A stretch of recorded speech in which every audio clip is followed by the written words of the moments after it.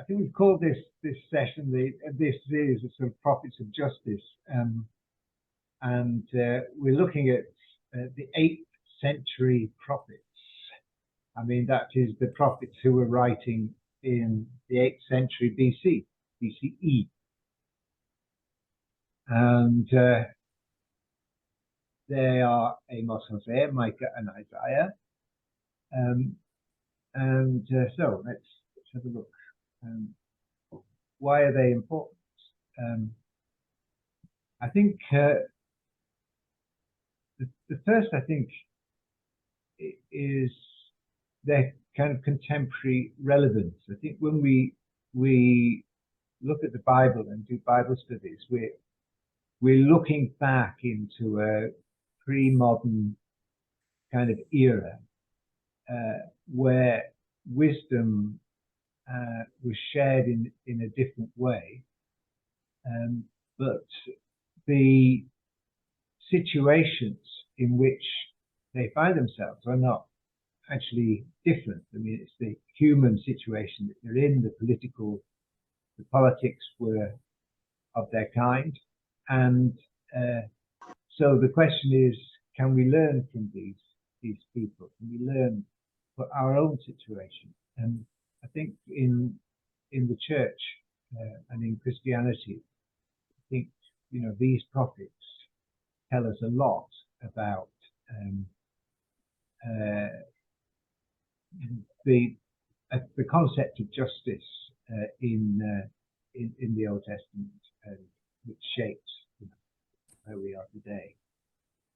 And they were kind of, I put epoch-shaping events. They for the Western Asia, for these kind of events that were taking place at that time were quite formative, quite very, very, very important, and things were changing, and therefore the nature of prophecy changes. So these are the first written prophets. Up until the 8th century, the prophets were people like Elisha and Elijah, Samson, what's his name, and Nathan the prophet anointed Saul. I mean, you know, those prophets that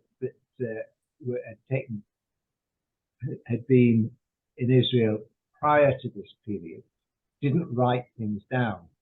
Things were told about them, and the narrative about them was written down. But until Amos, there aren't any written prophets, and they weren't just court prophets. So Elisha, Elijah, they had to go at the king, you know, and they were making very much more kind of personal rather than political on this. They were condemning the moral behavior of the court, of the king, of the rulers, David, you know, and the way he was castigated by the prophets and so on. And they spoke to the country. Whereas the new prophet spoke to the whole country. And they talked about a universal rather than a national God. So up until these prophets, God was the God of Israel. God was the God of Israel. Now they have this they begin to get this broader view of God as being a universal God. And there's a quote I put in there from Amos chapter 9. Are you not like the Ethiopians to me, O people of Israel, says the Lord? Did I not bring up Israel up from the land of Egypt, and the Philistine from Kafta, and the Arameans from Kir? So that's quite a thing to say. You know, this God who had brought the Israelites out of Egypt, out of slavery, and was seen to be their God, their protector, then is now saying, the prophet is saying, okay, well, I brought you out of Egypt, but I also brought the Philistines from Kafta and the Arameans from Kir. And not only the God who protects the Hebrews, I'm the God for all. And that's quite a massive breakthrough. So who were they? These things, you can never remember these things. I can never remember who was who and what was what and when they were. But just some dates. You can see that Amos was writing probably around 760 to 750. And it's BC, so you go down rather than up in terms of numbers. And that always confuses me. But he was the first of these to write. And then Hosea writes from 750 to 725. And then Micah writes from 737 to 696. And then the first Isaiah, with Isaiah, it's harder to date, as you kind of know. We've talked about it before, because Isaiah stretches over quite a long period of history, and therefore must have been written by several authors and edited by somebody else, and so on. But we know that in chapter 6, Isaiah says, "In the year that King Uzziah died, I saw the Lord high and lifted up." And the call of Isaiah in chapter 6 is when the King Uzziah dies, which was estimated to be around 742. And Jonah was also writing in this period of time. But Jonah is a rather different kind of book, and so we're not going to include him in what we're doing today, in this series. And this is, forgive me for those who know this backwards. Forgive me, but I think I need to just kind of go through it. Please. Can you see this? This is a map, as you know, of what we're of the state of the countries, or the kingdoms. Kingdoms is probably the right way to put it, during this period.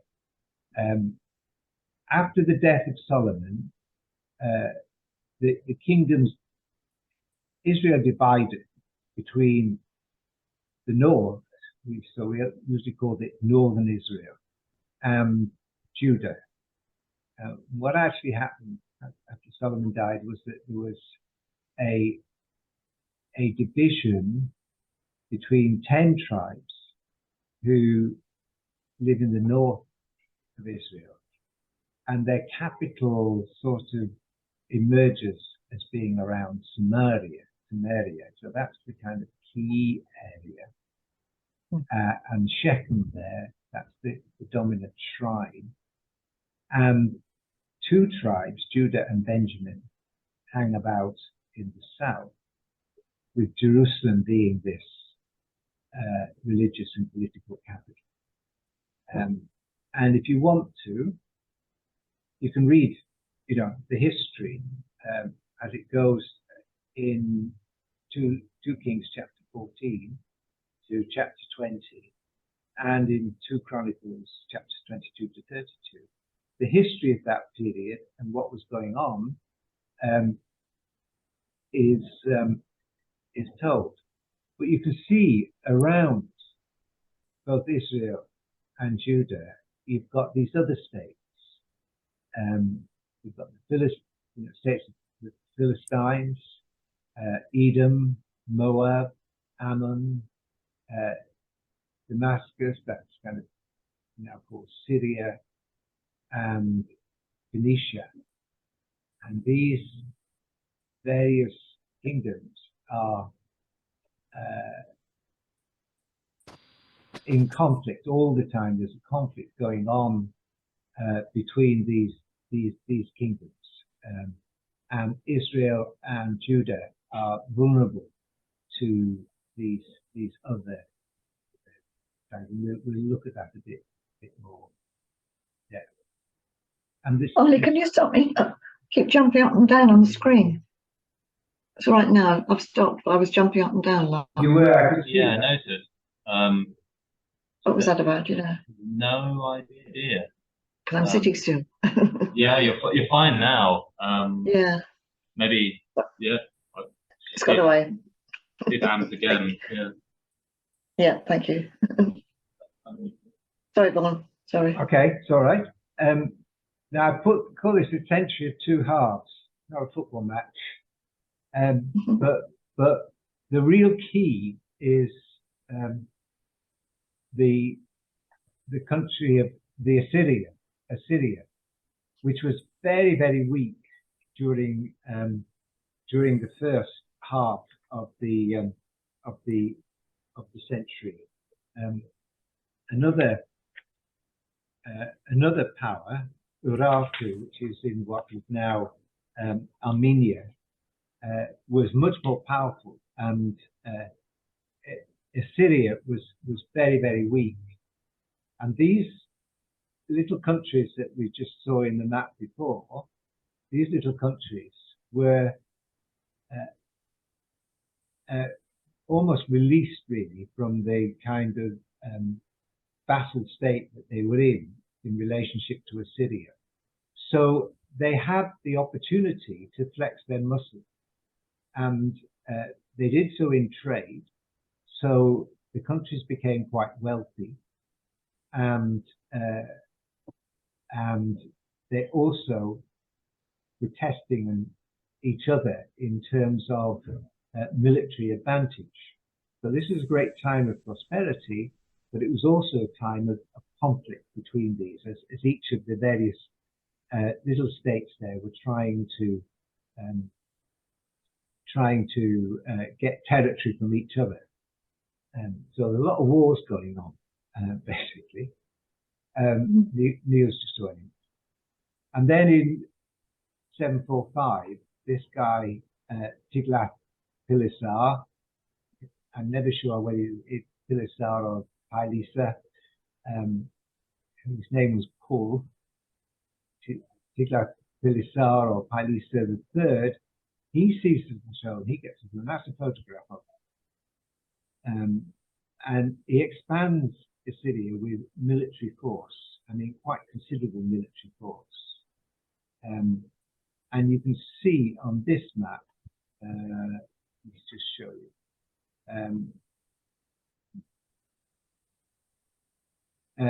Yeah, the dark green is where the Assyria was in 824 BC, and the light green is where it was in 671 BC. So you can see over that period of time this massive expansion.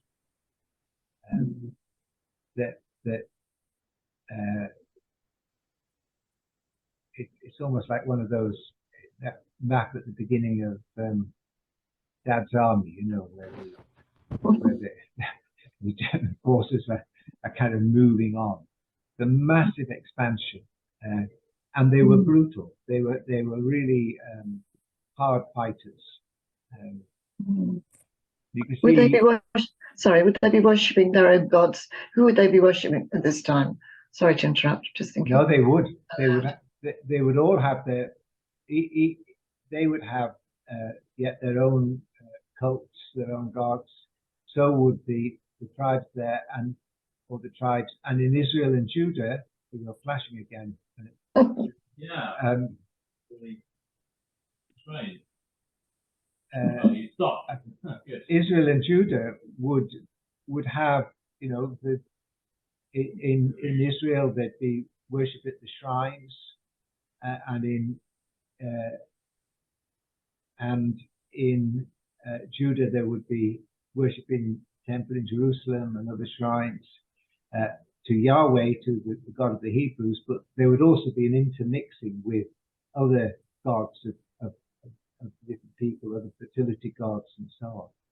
So there would be quite a mix of gods who were worshipped at that time. And I put this there just to kind of remind me, really, because you don't need to worry about this, but I can never remember who is who and what is what. But basically, over the period of time, you've got these kings. And if you read in 2 Kings, you read in 2 Chronicles, you know, you get this one was a good one, and then he went to rest with the Lord, and then this one, he was a bad one, and he went to rest with the Lord, and then and so on and so on. So some did good and some did bad, and so on. Right. So let's read something from that bit of 2 Kings, and this is the bit about King Amaziah. Have a look where he was. King Amaziah. He's there. And Jeroboam. So Jeroboam II, he's there. So let's have a look at what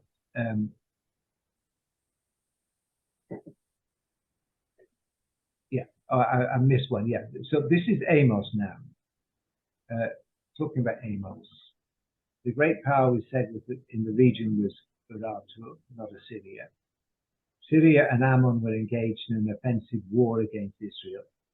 So there was a war going on where Syria and Ammon were engaged in an offensive war. Syria is up here and Ammon is there. So those 2 states, those 2 kingdoms are fighting with Israel. Philistine and Judah, okay. Philistine and Judah are fighting each other down south. And Moab and Edom were neutral. Okay, let's look for Moab and Edom. Moab is there and Edom is down below, isn't it? Yeah. Moab and Edom, they weren't doing anything except that they had fought with Israel and Judah previously, so they were a threat, even though at the time they weren't particularly active. And interestingly, perhaps not, Egypt was pretty well quiet at that time, not doing very much. So this is now what when Amos starts prophesying, it's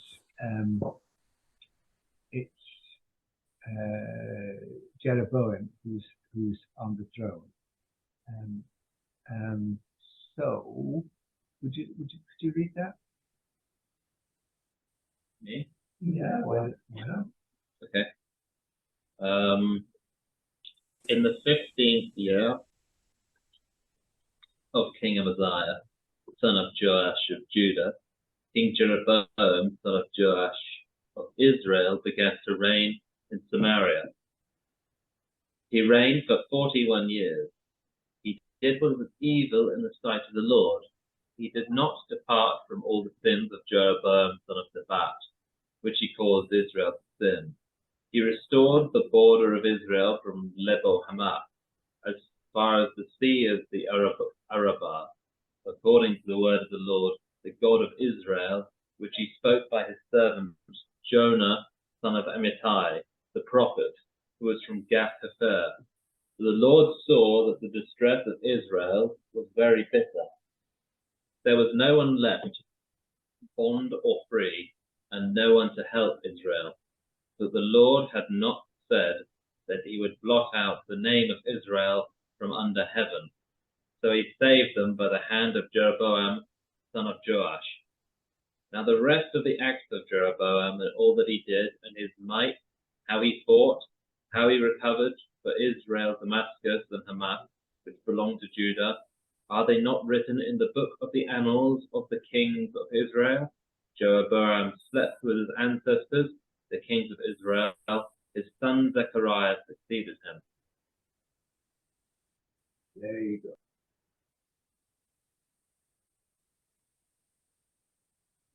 Yeah, that's. So, what do you think about Jeroboam then? Eh? Goody or Bani?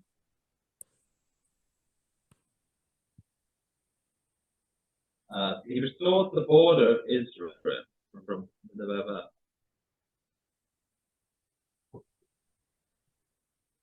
Yeah, he restored the border from Lebo Hamath as far as the Sea of Arabah, which is the Dead Sea. So he did good. He got more land. Yeah.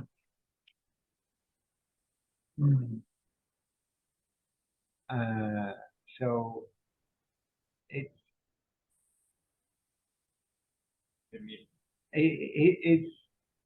just saying this is a good guy. He's done good things. He extended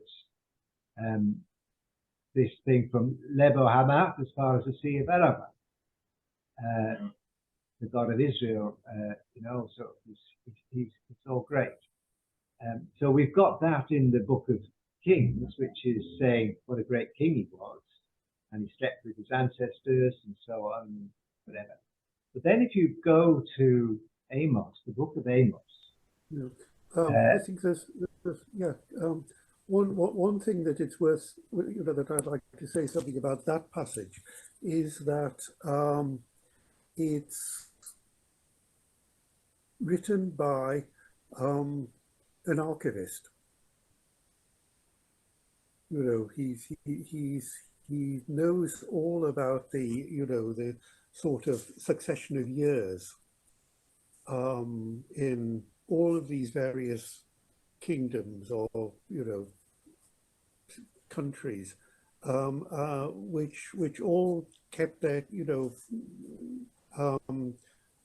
talked about time in a different way. So there's always this sort of reconciliation to be done, and this is why it's stuffed full of names of territories and names of people, and the names of people are well described enough so that that it's not just Jeroboam, but Jeroboam, son of Nabat, and it's King Amaziah, son of Joash of Judah. King Jeroboam, son of Joash of Israel, began to reign. So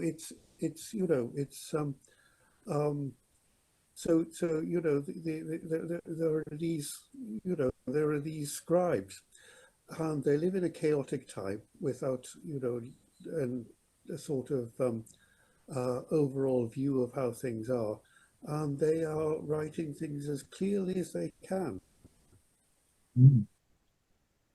So that's and I think it's magnificent. It comes across really rather, scary, but it's these people are making what they can from the chaotic situation around them. Absolutely. And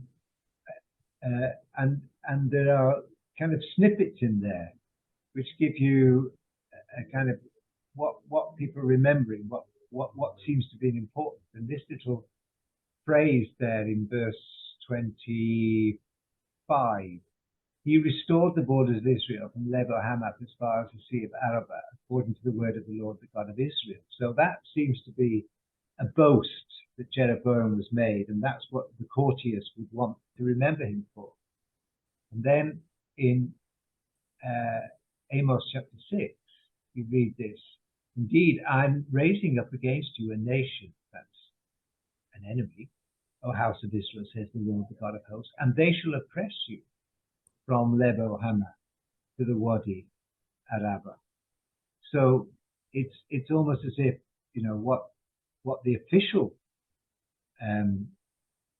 view is that this was a great thing. Amos counters it and says, no, it's not quite what you think, and you are going to be oppressed, and that's where you're going to be oppressed from, Lebo Hamath to the Wadi Arabah. Just see that. So he's almost being sarcastic in that way. And then, in the book, you start to get a sense of these wars that were going on in chapter 4. I sent among you a pestilence after the manner of Egypt. I killed your young men with the sword. I carried away your horses.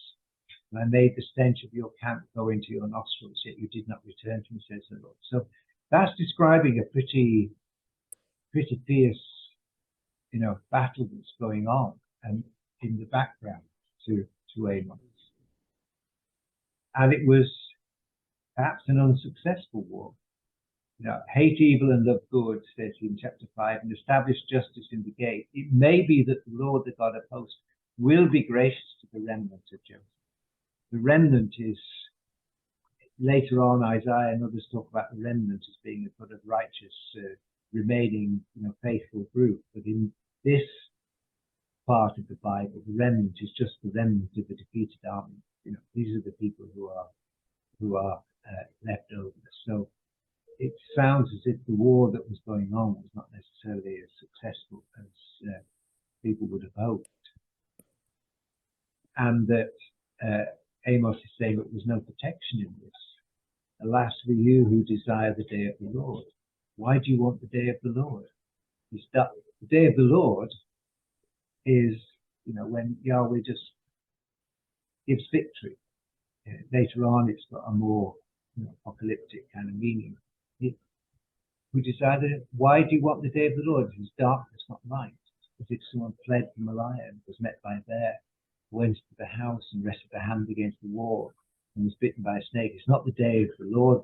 It's not the day of the Lord. Darkness, not light. Gloom with no brightness. He wasn't very optimistic. In fact, he was very pessimistic about the whole situation in their country. And then you get this. Oh, let's read something else now. Let's actually read something, a couple of chapters, if that's okay. The first two chapters.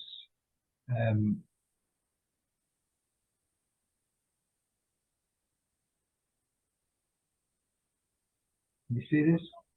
Yeah.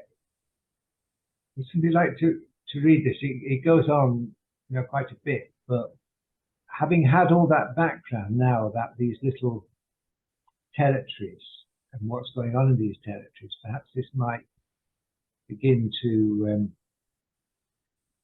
pity we can't put the map on at the same time. Anyway, going to read it? I'm happy to, quite a long one. I'm happy to kind of take on any of the longer readings. The words of Amos, who was among the shepherds of Tekoa, which he saw concerning Israel in the days of King Uzziah of Judah, and in the days of King Jeroboam son of Joash of Israel, 2 years before the earthquake. And he said, the Lord roars from Zion, and utters his voice from Jerusalem. The pastures of the shepherds wither, and the top of Carmel dries up. Thus says the Lord, for 3 transgressions of Damascus, and for 4, I will not revoke the punishment, because they have threshed Gilead with threshing sledges of iron. So I will send a fire on the house of Hazael, and it shall devour the strongholds of Ben-Hadad. I will break the gate bars of Damascus, and cut off the inhabitants from the valley of Avon. And the one who holds the scepter from Beth Eden, and the people of Aram, shall go into exile to Kir, says the Lord. Thus says the Lord, for 3 transgressions of Gaza, and for 4, I will not revoke the punishment, because they carried into exile entire communities to hand them over to Edom. So I will send a fire on the wall of Gaza, fire that shall devour its strongholds. I will cut off the inhabitants from Ashdod, and the one who holds the scepter from Ashkelon. I will turn my hand against Ekron, and the remnant of the Philistines shall perish, says the Lord. Thus says the Lord, for 3 transgressions of Tyre, and for 4, I will not revoke the punishment. Because they delivered entire communities over to Edom, and did not remember the covenant of kingship, So I will send a fire on the wall of Tyre, fire that shall devour its strongholds. Thus says the Lord, for three transgressions of Edom, and for 4 I will not revoke the punishment, because he pursued his brother with the sword, and cast off all pity. He maintained his anger perpetually, and kept his wrath forever. So I will send a fire on Teman, and it shall devour the strongholds of Bozrah. Thus says the Lord, for 3 transgressions of the Ammonites, and for 4 I will not revoke the punishment, because they have ripped open pregnant women in Gilead in order to enlarge their territory. So I will kindle a fire against the wall of Rabbah, fire that shall devour its strongholds, with shouting on the day of battle, to the storm on the day of the whirlwind. Then their king shall go into exile, he and his officials together, says the Lord. Thus says the Lord, for 3 transgressions of Moab, and for 4 I will not revoke the punishment, because he burned to lime the bones of the king of Edom. So I will send a fire on Moab, and it shall devour the stronghold of Keriel. And Moab shall die amid uproar, amid shouting and the sound of the trumpet. I will cut off the ruler from its midst, and will kill all its officials with him, says the Lord. Thus says the Lord, for 3 transgressions of Judah, and for 4 I will not revoke the punishment, because they have rejected the law of the Lord, and have not kept his statutes, that they have been led astray by the same lies after which their ancestors walked. So I will send a fire on Judah, and it shall devour the strongholds of Jerusalem. Thus says the Lord, for 3 transgressions of Israel, and for 4 I will not revoke the punishment, because they sell the righteous for silver and the needy for a pair of sandals, they who trample the head of the poor into the dust of the earth, and push away the afflicted out of the way. Father and son go into the same cup, so that my holy name is profaned. They lay themselves down beside every altar on garments taken in pledge, and in the house of their God they drink wine bought with fines they imposed. Yet I destroyed the Amorite before them, whose height was like the height of cedars, and who was strong as oaks. I destroyed his fruit above, and his roots beneath. Also I brought you up out of the land of Egypt, and led you for 40 years into the wilderness, to possess the land of the Amorites. And I raised up some of your children to be prophets, and some of your youth to be Nazarites. Is it not indeed so, O people of Israel, says the Lord? For you made the Nazarites drink wine, and commanded the prophets, saying, you shall not prophesy. So I will press you down in your place, just as a cart presses down what is full of sheaves. Flight shall perish from the swift, and the strong shall not retain their strength, nor shall the mighty save their lives. Those who handle the bow shall not stand, and those who are swift on foot shall not save themselves, nor shall those who ride horses save their lives. And those who are stout of heart among the mighty shall flee away naked on that day, says the Lord. That's some of the strongest language that I've ever read in the Bible, I think. But anyway, yeah. I mean, he's very strong language. it's wow, isn't it? Yeah, Yes. yeah, It's wow, and heavy. yeah, and if you see what he's doing, I mean, he starts off with Syria, the traditional enemy, the big enemy, the big baddies, and he's describing things, probably things that have gone on in the past. I mean, you can find references to Hazael and these kind of things in 2 Kings. And then he moves on to the Philistines, something that's happened in the past. But they've been carried into exile. They've been punished for whatever they did, and they've been carried into exile. But even those, this is the remnants of those left over, even they shall perish. So then he goes on to Phoenicia, and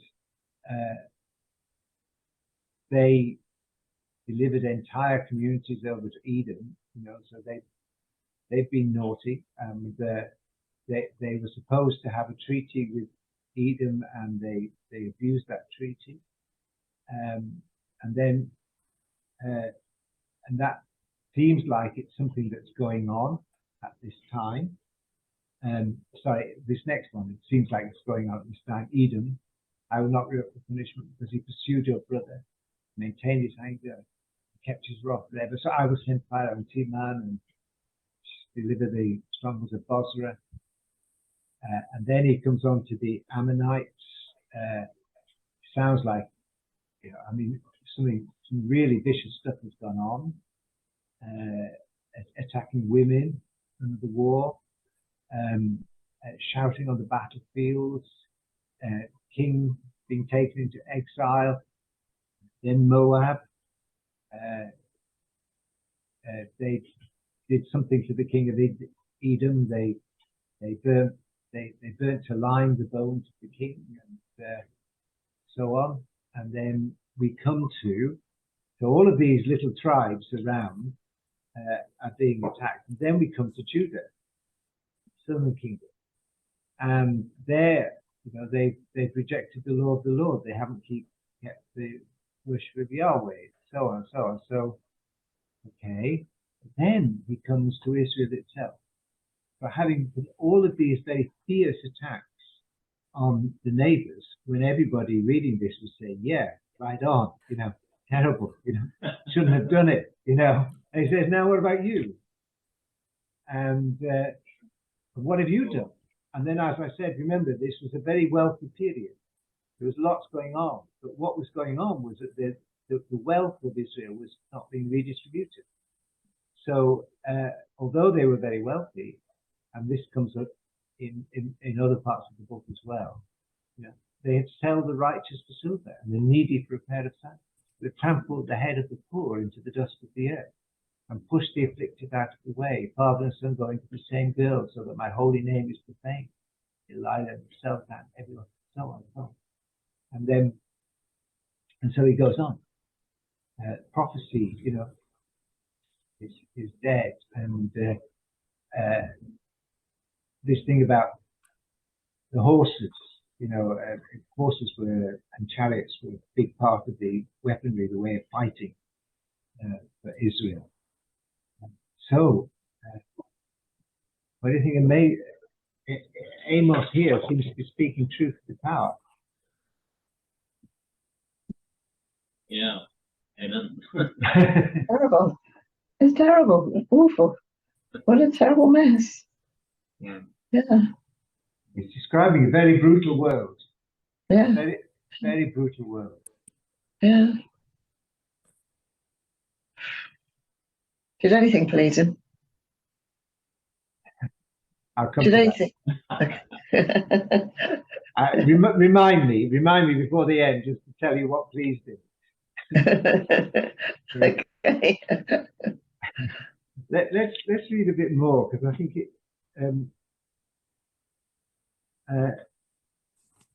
I know they're long passages, but I think just reading them is, you get They're great. a good idea really of what it's about. So this first two chapters, what we see is all of this intrigue going on between these small states, and the battle, the fighting for territory in what was a very volatile time, but also very wealthy time, and Amos condemning, what the Book of Kings says was a good time, because they had a good king who extended the land and so on.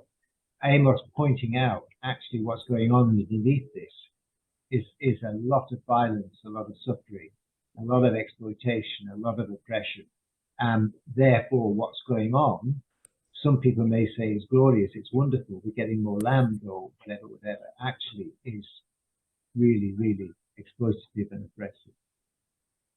There's another passage here. Does anybody want to read it? It's quite long again, but I think it's worth getting the sense for it. I mean, I'm going to offer myself up, unless anyone else does. You're the best. Right. You're the best. And I just think, I try and do it just for the long ones. I try to kind of Good. deviate it from any other attendees. Okay, all right. They hate the one who reproves in the gate, and they abhor the one who speaks the truth.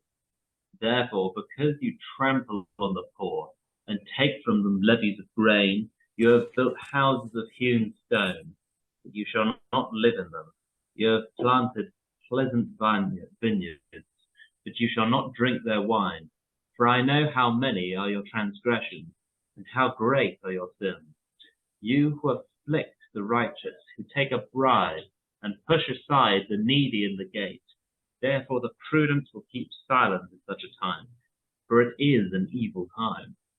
Seek good and not evil, that you may live, and so the Lord, the God of hosts, will be with you, just as you have said. Hate evil and love good, and establish justice in the gate, that it may be that the Lord, the God of hosts, will be gracious to the remnant of Joseph. Therefore thus says the Lord, the God of hosts, the Lord, in all the squares there shall be wailing, and in the streets they shall say, Alas, alas. They shall call the farmers to mourning, and those skilled in lamentation to wailing. In all the vineyards there shall be wailing, for I will pass through the midst of you, says the Lord. Alas for you who desire the day of the Lord. Why do you want the day of the Lord? It is darkness, not light. But if someone fled from a lion and was met by a bear, or went into the house and rested a hand against the wall and was bitten by a snake, is not the day of the Lord darkness, not light, and gloom with no brightness in it? I despise your festivals, and I take no delight in your solemn assemblies. Even though you offer me your burnt offerings and grain offerings, I will not accept them. And the offerings of well-being of your fatted animals, I will not look upon them. Take away from me the noise of your songs. I will not listen to the melody of your harp. But let justice roll down like waters, and righteousness like an ever-flowing stream. Did you bring to me sacrifices and offerings for 40 years in the wilderness, O house of Israel? You shall take up Shakuth, your king, and Kaiwan, your star god, your images that you made for yourself. Therefore I will take you into the exile beyond Damascus, says the Lord, whose name is the God of hosts. Wow. It's all a show in the eyes of Amos. All of their festivals and all of their celebrating the Lord is a show. It's got no real, nothing real to it at all. No real depth to it, is it? No depth to it, exactly. No truth to it. Yeah. It's kind of religious hypocrisy, isn't it? That he's talking about. Yeah.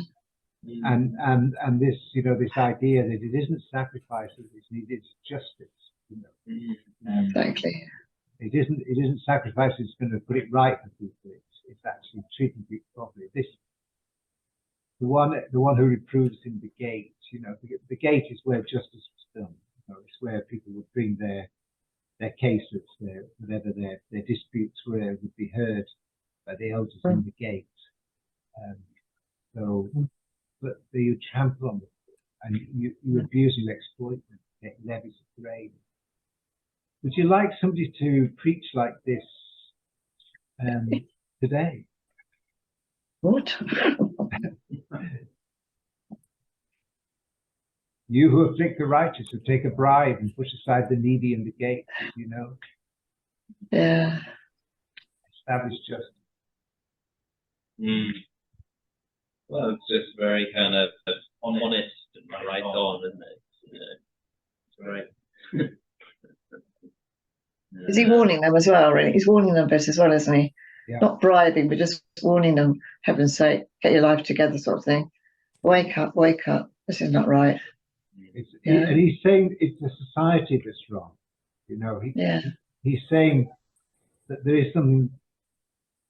I mean, I said at the beginning, this is, the earlier prophets spoke directly to the king and to the court. He's talking to the whole nation. You know, Yeah. the power relationships in the society are completely wrong. There's this war going on, so all of that stuff he talks about. He's also talking about the internal stuff. So they've got plenty of money, have a great time, but actually it's only the very few who have, which is not unfamiliar to us in our contemporary world. Exactly.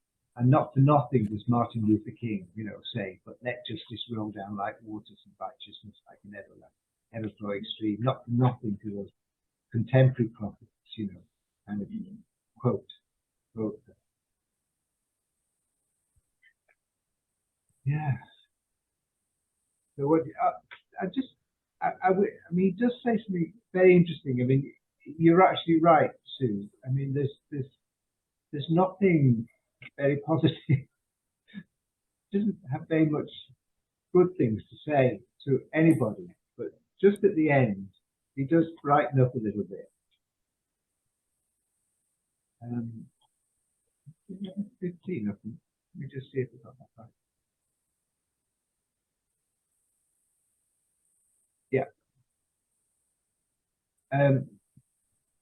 Just to say one more thing about Amos and the time in which he lived. It was also the time when of urbanization. You know, when people started living in the cities and towns, and this was quite new. And if you notice in chapters 1 and 2, how very often he would talk about a city rather than a country. You know, Tyre and so on. I mean, he talks about these countries, these cities, Damascus. He talks about, and Tyre. He talks about Rabbah. He names, you know, Jerusalem, and at one point in chapter 4, he says something really interesting. He says, "Through breaches of the wall you shall lead." So he talks about walls, and he talks about cities, which is new. And if you remember, right at the very beginning, he says the words of Amos, who was among the shepherds of Tekoa. And at another point, he says, if I can find it, you know, he was a humble shepherd.